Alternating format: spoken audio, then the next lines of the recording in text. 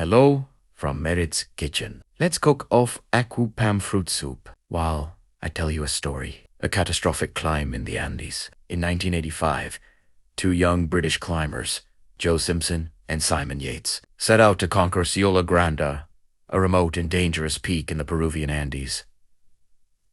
The mountain stood silent and intimidating, its icy slopes rarely attempted from the west face, the route they boldly chose. The climb up was brutal but successful, battling thin air, freezing winds, and sheer ice walls. They reached the summit after days of relentless effort, exhausted yet triumphant. They stood above the clouds, surrounded by endless white peaks. But in mountaineering, the summit is only halfway. On the descent, disaster struck. Joe slipped while climbing down a steep, icy section and shattered his leg. The crack of the bone echoed in the vast silence. Pain exploded through him, and nearly 20,000 feet, with no rescue team and no easy way down.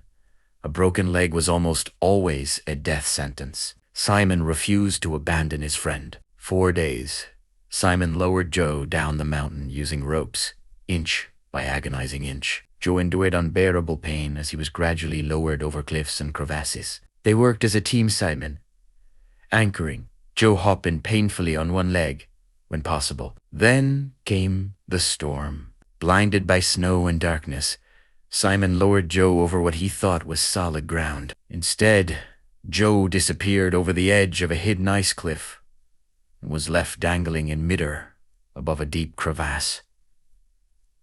Simon could not see him. Joe could not climb back up with a shattered leg. They were suspended in a deadly stalemate. For hours, Simon held the rope, slowly being pulled toward the edge himself.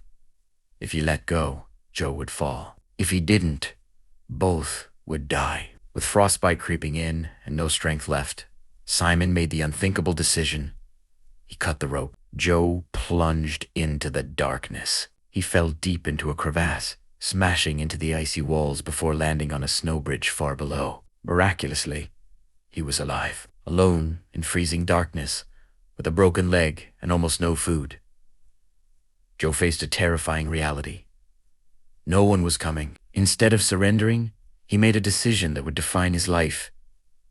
He would crawl out. For 3 days, he dragged himself across glaciers, lowering himself through crevasses and hauling his broken body mile after mile toward base camp.